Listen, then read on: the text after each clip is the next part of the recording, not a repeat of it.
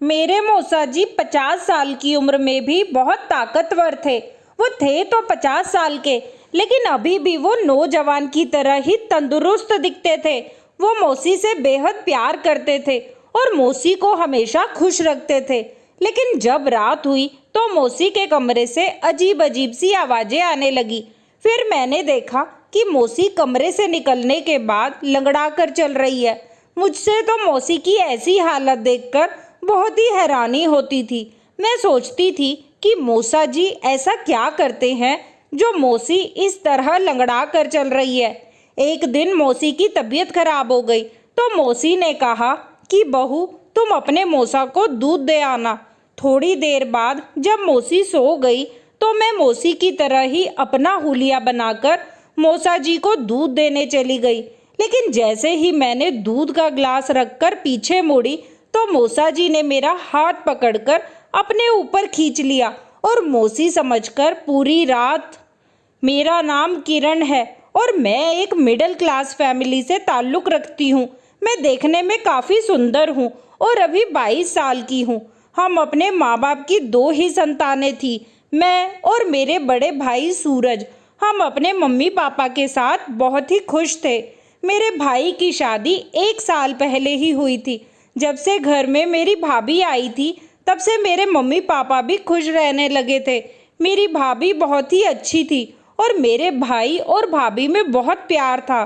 भाई पास के शहर में एक ऑफिस में काम करते थे। वे जब भी ऑफिस से आते तो हम सबके लिए कुछ ना कुछ खाने के लिए जरूर लेकर आते। ये सब देखकर मैं बहुत खुश थी। मैं यही समझती थी कि भगवान ऐसा भाई सबको दे। मेरे मम्मी पापा को भी भाई पर बहुत गर्व था क्योंकि भाई मम्मी पापा से बहुत प्यार करते थे। मेरी ग्रेजुएशन की पढ़ाई पूरी हो गई थी तो मेरे मम्मी पापा मेरी शादी के लिए रिश्ते तलाशने शुरू कर दिए। अभी कुछ ही दिन गुजरे थे कि एक अच्छा सा लड़का मेरे पापा को मालूम हुआ। पापा ने इस लड़के की छानबीन की तो पता चला कि लड़का बहुत ही अच्छा है। लड़के का नाम राजेश है, लेकिन उसके माता पिता नहीं है। उसे उसके मौसा और मौसी ने अपने बेटे की तरह पाला है।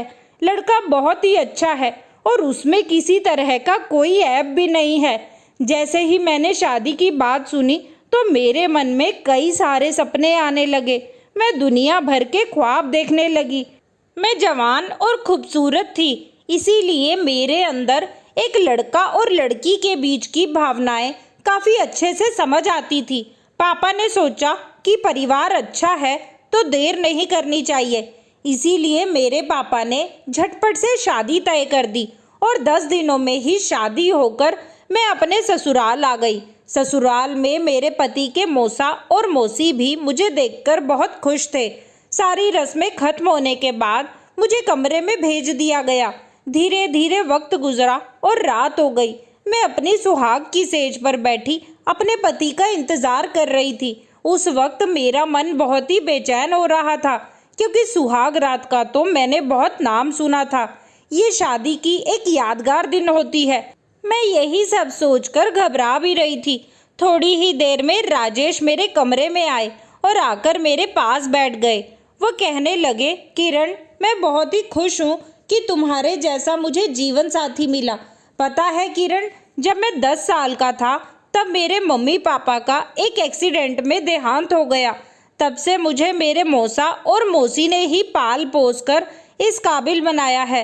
मैं चुपचाप उनकी बातों को सुन रही थी। फिर मैंने कहा कि आपके मौसा मौसी की अपनी कोई औलाद नहीं है क्या? तब मेरे पति राजेश कहने लगे कि मेरे मौसी को बहुत दिनों तक कोई औलाद नहीं हुई, लेकिन जब मौसा जी मौसी जी का बहुत इलाज करवाए तब कई साल के बाद वो प्रेग्नेंट हुई। लेकिन जब बच्चा होने का समय आया तो मौसी की तबीयत अचानक खराब हो गई। मौसा फौरन मौसी को डॉक्टर के पास लेकर गए तो मौसी को देखने के बाद डॉक्टर ने कहा कि दोनों में से किसी एक को ही बचाया जा सकता है। उस वक्त मौसा को कुछ समझ नहीं आया तो उन्होंने कह दिया कि मौसी को किसी भी तरह से बचा ले। उस वक्त मौसी की जान तो बच गई, लेकिन डॉक्टर ने कह दिया कि वो अब कभी भी माँ नहीं बन सकती। इस सदमे से मेरे मौसा और मौसी काफ़ी दिनों तक निकल नहीं पाए। उसी के कुछ दिन बाद मेरे मम्मी पापा का एक एक्सीडेंट में मौत हो गई। तब से वो मुझे अपने बेटे की ही तरह प्यार दे रहे हैं। मैं जितना भी कर लूँ, लेकिन मैं अपने मौसा मौसी का एहसान कभी भूल नहीं सकता। इतना कहते कहते मेरे पति राजेश की आंखों में आंसू आ गए। फिर मैंने कहा कि आप इतना परेशान मत होइए, मैं भी उनका बहुत ही अच्छे से ख्याल रखूंगी। उस वक्त उनकी इस बातों से ज़्यादा मुझे अपने जज्बातों का ख्याल आ रहा था। मैंने अपने पति का हाथ पकड़ा और फिर कहा कि अब इन्हीं सब बातों में रात गुजारनी है क्या? आज हमारी शादी की पहली रात है। इतना कहते ही वो मुझे अपनी बाहों में भर लिए और फिर मैं भी तो इसी पल का इंतज़ार कर रही थी। जैसे थोड़ी देर हुई कि राजेश थककर मुझसे दूर हो गए। वो 5 मिनट भी ठीक से नहीं टिक पाए। ये सब देखकर मैं अंदर ही अंदर जलने लगी। मैंने कितने सपने देखे थे और कितने अरमान सजाए हुए थे, लेकिन मेरे उन सब सपने और अरमानों पर पानी फिर गया था। राजेश मुझे वो संतुष्टि नहीं दे पाए जो एक पत्नी को अपने पति से होनी चाहिए होती है। राजेश फौरन ही गहरी नींद में चले गए, लेकिन मैं एक प्यासी मछली की तरह बिस्तर पर करवटें बदलती रही, इसी कश्मकश में कि कब सुबह हो गई पता ही नहीं चला। मैं सुबह ही उठकर फ्रेश होने के लिए चली गई। जब वापस आई तो मौसा जी सहन में ही कसरत कर रहे थे। मैं ये देखकर हैरान थी कि मौसा जी 50 साल के होने के बावजूद एक जवान मर्द की तरह लग रहे थे। फिर मैं किचन में चली गई और चाय बनाने लगी।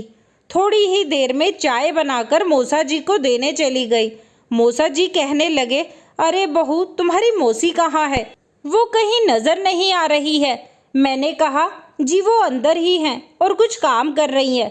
मैं अब गौर करने लगी थी कि मौसी जहाँ कहीं भी होती थी, मौसा जी वहीं पहुँच जाते थे और मौसी के साथ अजीब सी हरकतें करने लगते थे। मौसी कहती, अब तो शर्म करो, घर में नई नई बहू आ गई है, अगर वो ये सब देखेगी तो क्या सोचेगी? मौसा जी कहने लगे कि क्या सोचेगी, हर पति अपनी पत्नी के साथ ये सब करता है, राजेश भी यही सब करता होगा। मौसा मौसी की ऐसी बात सुनकर मुझे बहुत शर्म महसूस हो रही थी। मैं सोचने लगी कि काश राजेश भी ऐसा होता। ऐसे ही 10 दिन गुजर गए और फिर एक रात जब मैं बाथरूम जाने लगी तो मौसा जी के कमरे से मौसी की अजीब अजीब सी आवाज़ें सुनाई देने लगी। ऐसी आवाज़ सुनकर मैं अपने जज्बातों पर काबू नहीं कर पाई और उनके कमरे की खिड़की के पास जाकर देखने लगी। तभी हल्की सी रोशनी में मैंने ऐसा कुछ देखा जिसे मुझे अपने जज्बातों पर काबू पाना मुश्किल होने लगा था। मैं किसी तरह वहाँ से अपने जज्बातों पर काबू पाते हुए अपने कमरे में चली गई और मैं भी राजेश को उकसाने लगी, लेकिन वो इतना गहरी नींद में था कि उसे कुछ फर्क ही नहीं पड़ा। किसी तरह मैं बिस्तर पर करवटें बदलते बदलते सो गई। जब सुबह हुई तो मेरे पति अपनी ड्यूटी के लिए जाने लगे। उनकी छुट्टियां अब खत्म हो गई थी। दरअसल मेरे पति राजेश शहर में ही रहकर अपनी नौकरी करते थे। वो घर महीने के आखिर में ही आते थे। मैं किचन में जाकर उनके लिए नाश्ता बनाया और थोड़ी देर के बाद वो नाश्ता करके अपने काम पर चले गए। मैं यूं ही अपना उदास सा चेहरा लेकर अपने कमरे में चली गई, लेकिन मुझे रात वाला वो मंजर मेरे दिमाग में घूमने लगा था। मैं ये सोचने लगी कि मौसी कितनी खुशकिस्मत वाली है जो अभी तक मौसा जी इस कदर प्यार करते हैं, और एक मेरा पति है जिसके प्यार के लिए मुझे तरसना पड़ता है। वो मुझे कभी भी संतुष्ट नहीं कर पाता है, पता नहीं क्यों। अब तो ऐसे ही दिन कट रहे थे। मौसी जब भी उठती तो उनके मुंह से बस यही निकलता कि कब ये दर्द मेरी जान छोड़ेगा। मैं तो इससे तंग आ गई हूँ। पूरा दिन खेत काम करता है, फिर भी रात को मुझे नहीं छोड़ता। पता नहीं कभी ये थकते भी हैं या नहीं। वो हमेशा ही अपनी कमर को पकड़कर कहती रहती कि ये कमर का दर्द कब ठीक होगा। मौसी की ऐसी बातें सुनकर मैं भी हैरान रह जाती कि आखिर मौसा जी ऐसा क्या करते हैं जो मौसी ऐसी बातें करती रहती हैं। अगली रात फिर से मौसी के कमरे से वही आवाज़ें आने लगी। फिर मैं अपने आप पर काबू नहीं कर पाई और उसी खिड़की के पास जाकर उनके कमरे में झांककर देखने लगी। फिर से वही मंजर मेरी आंखों के सामने था, जिसे देखकर ही मैं बेकाबू होने लगी थी। फिर मैंने अपने कदम पीछे कर लिए और अपने कमरे में वापस आ गई। कमरे में आकर मैं ये सोचने लगी कि कहीं ये बात मौसा जी को पता चल गई तो हो सकता है कि उनको बहुत बुरा लगेगा। यही सोचकर मैं कई दिनों तक वो सब देखना बंद कर दिया था। एक दिन मौसी की तबीयत बहुत ही ज़्यादा खराब थी। वो अपना सर पकड़कर यही कहे जा रही थी कि मेरी तबीयत खराब है, लेकिन उसे इन सब से कोई मतलब नहीं है। उसे तो बस अपनी खुशी पूरी करनी है। रात को मौसी ने मुझसे कहा कि बहू, आज मेरी तबीयत ठीक नहीं है, इसीलिए मैं उसके कमरे में नहीं जाऊंगी। तुम्हारे मौसा को इलायची वाला दूध पीने की आदत है, आज तुम ही दूध दे आना। इतना सुनना था कि वो वाला मंजर मेरी आंखों के सामने घूमने लगा था। मौसी दूसरे कमरे में जाकर सो गई और मैं दूध का गिलास लेकर मौसा जी के कमरे में जाने लगी। उस वक्त मौसा जी के कमरे में हल्की रोशनी वाली लाइट जल रही थी। जब मैं दरवाजे पर पहुंची तो मेरे मन में कई तरह के ख्याल आने लगे। मैं अपना दुपट्टा सर पर रखकर घूंघट की तरह आगे गिरा लिया, क्योंकि मौसी भी ऐसे ही घूंघट डाले रखती थी। उस वक्त मैं बिल्कुल ही मौसी की तरह अपना हुलिया बना लिया और कमरे के अंदर चली गई। अंदर का नज़ारा बड़ा ही खौफनाक था। मैं दूध का गिलास रखकर जैसे ही वापस आने लगी तो मौसा जी ने मेरा हाथ पकड़ लिया और अपने ऊपर खींच लिया। मैंने झट से अपना मुंह ढक लिया ताकि उन्हें नजर ना आए कि मैं हूँ। फिर वो मेरे साथ वैसी हरकतें करने लगे जैसे मौसी के साथ किया करते थे। फिर मैं भी अपने जज्बातों पर काबू ना कर सकी और वो सब होने लगा। फिर जब वो थक कर सो गए तो मैं उठकर अपने कमरे में चली गई। मैं आज बहुत खुश थी और यही सोच रही थी कि मौसी की हालत ऐसी क्यों रहती है। इसका अंदाज़ा मुझे आज लग चुका था। मैं अपने बिस्तर पर लेट गई और कब मैं गहरी नींद की आगोश में चली गई मुझे पता ही नहीं चला। जब सुबह मेरी आंख खुली तो मैं बहुत ही अच्छा महसूस कर रही थी। रात वाली खुशी का तो मुझे ठिकाना ही नहीं था। मैं फ्रेश होने के लिए चली गई। थोड़ी देर में मैं बाहर आई तो मैंने देखा कि मौसी को अभी भी तेज बुखार है। मैंने उनके माथे पर कपड़े भिगोकर पोंछने लगी। तभी मौसा जी भी वहां आ गए। वो पूछने लगे कि बहू, अब मौसी की तबीयत कैसी है? मैंने कहा, हाँ, अब कुछ ठीक है, बुखार भी थोड़ा कम हो गया है। उस वक्त मैंने महसूस किया कि मौसा जी मुझे गौर से देखे जा रहे थे। इससे पहले तो वो कभी इस तरह नहीं देखते थे। मैं सोचने लगी कि कहीं रात वाली बात तो इनको पता नहीं चल गई कि मौसी की जगह मैं थी। ये सब सोचकर मैं एकदम से घबरा गई। मुझे लगा कहीं ये बात मौसा जी को पता चल गई तो पता नहीं वो मेरे बारे में क्या सोचेंगे। जब रात हुई तो मौसी ने फिर से कहा कि बहू, जब तक मेरी तबीयत पूरी तरह ठीक नहीं हो जाती तब तक मैं तुम्हारे मौसा के पास नहीं जाऊंगी, नहीं तो मेरी तबीयत और भी ज़्यादा खराब हो जाएगी। इसीलिए तुम मौसा को दूध दे आना, नहीं तो उसके लिए भी वो मुझे ढूंढते हुए यहाँ तक आ जाएंगे। मौसी की ये बात सुनकर तो जैसे मैं पूरी तरह से खुश हो गई। मैं सोचने लगी कि क्यों ना आज फिर से वो मज़ा लिया जाए। देर रात तक जब मौसी सो गई तो मैं दूध का गिलास लेकर मौसा जी के कमरे में चली गई।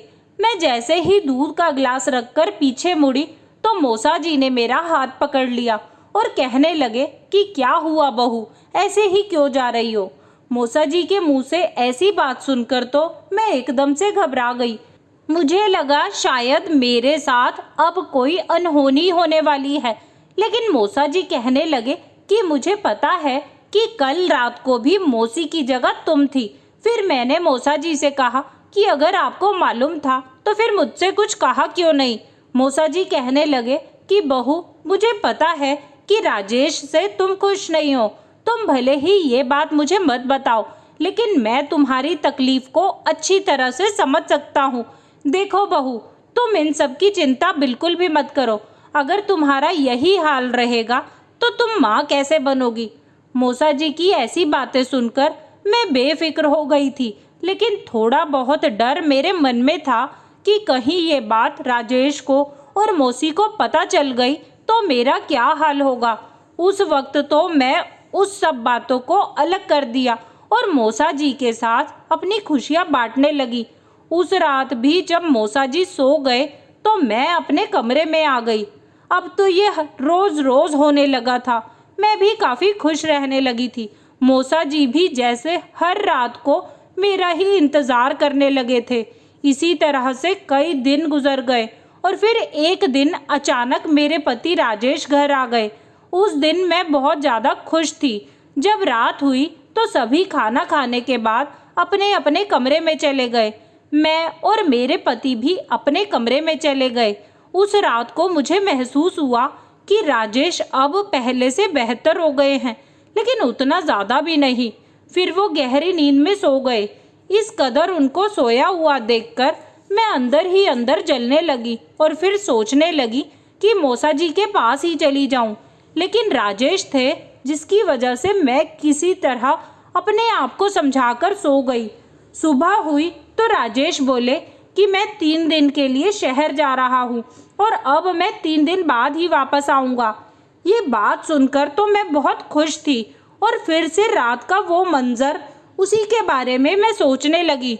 उस दिन बहुत ही मुश्किल से रात हुई। जब मौसी सो गई तो मैं मौसा जी के कमरे में चली गई। उस रात को मैंने देखा कि मौसा जी बड़ी बेसब्री से मेरा इंतज़ार कर रहे थे। फिर मेरे जाते ही वो शुरू हो गए। उस रात भी मैं पूरी तरह संतुष्ट थी और खुश भी बहुत ज़्यादा थी। अगले दिन जब मैं घर के कामों में व्यस्त थी तभी अचानक मेरे पति राजेश घर आ गए। ये देखकर तो मैं एकदम से घबरा गई। मैं उनसे पूछने लगी कि क्या बात है जनाब, बहुत जल्दी वापस आ गए। राजेश कहने लगा कि किरण, अब मैं अपनी ड्यूटी घर से ही किया करूँगा क्योंकि अब मैं और ज़्यादा तुम्हें तकलीफ नहीं देना चाहता। उनके मुंह से इस तरह की बातें सुनकर तो मैं सकते में आ गई कि आखिर ये आज ऐसी बातें क्यों कर रहे हैं। फिर राजेश कहने लगे कि पता है किरण, तुम जैसी पत्नी बहुत किस्मत वालों को मिलती है। मैं तो बहुत खुशकिस्मत वाला हूँ कि मुझे तुम जैसी पत्नी मिली है, क्योंकि जब किसी औरत को अपने पति से संतुष्टि नहीं मिलती तो वो दूसरे आदमी की तलाश में रहने लगती है। लेकिन तुमने ऐसा नहीं किया। तुमने मेरे विश्वास को बनाए रखा। यही मेरे लिए गर्व की बात है। राजेश की ऐसी बात सुनकर मैं अपने आप को मन ही मन में कोसने लगी। मैं सोचने लगी कि मेरे पति मुझ पर कितना भरोसा करते हैं और मैं इनके पीठ पीछे क्या कर रही थी। इतना अच्छा पति को मैंने धोखा दिया है। उस वक्त मुझे अपने आप से नफरत होने लगी और मैं अंदर ही अंदर घुटन महसूस करने लगी थी। मेरे पति कहने लगे कि पता है किरण, मुझे एक गुप्त रोग था जिसका इलाज मैं शहर में ही रहकर कब से करवा रहा था। इसी रोग की वजह से मैं अभी शादी भी नहीं करना चाहता था, लेकिन मौसी की जिद के आगे मुझे तुमसे शादी करनी पड़ी। वैसे अब कोई परेशानी की बात नहीं है। अब मैं बिल्कुल ठीक हो गया हूँ। जब रात हुई तो मेरे पति से मुझे वो खुशी मिली जो शादी के बाद मुझे कभी नहीं मिली थी। आज की रात मैं बहुत खुश थी। अगली सुबह जब मौसा जी की नज़र मेरे ऊपर पड़ी तो मैं उनसे नज़रें चुराने लगी। मुझे उस वक्त अपनी गलती का एहसास हो चुका था कि मैं एक गलत राह पर चल पड़ी थी, लेकिन अब मैं अपने पति को धोखा नहीं देना चाहती थी। उस दिन के बाद से मैंने मौसा जी के कमरे में जाना छोड़ दिया और अपने पति के साथ बहुत ही खुश रहने लगी। मौसा जी समझ चुके थे कि अब वो पछतावे की आग में जल रही है और कहीं ना कहीं उनको भी अपनी गलती का एहसास होने लगा था। उस दिन के बाद मौसा जी भी मेरे ऊपर गलत निगाह रखना बंद कर दिए। वो भी एक अच्छे इंसान की तरह ही रहने लगे। जब किसी महिला या पुरुष को अपने पति या पत्नी से संतुष्टि नहीं मिलती तो वो गलत राह पर निकल पड़ता है। लेकिन मैं आपसे इतना ही कहना चाहूँगी कि आप पहले इस बात की तसल्ली करें कि उनके साथ मसला क्या है। अगर आप इस मसले का हल निकाल लेंगे तो आपको गलत राह पर चलने की ज़रूरत नहीं पड़ेगी, क्योंकि इस रास्ते पर आपको सिर्फ कुछ पल के लिए संतुष्टि मिलेगी, लेकिन पछताना पूरा जीवन पड़ेगा। धन्यवाद दोस्तों आपको हमारी ये कहानी कैसी लगी हमें कमेंट करके जरूर बताएं। कहानी पसंद आई है तो इसे लाइक करें, शेयर करें और हमारे चैनल को सब्सक्राइब करें। धन्यवाद।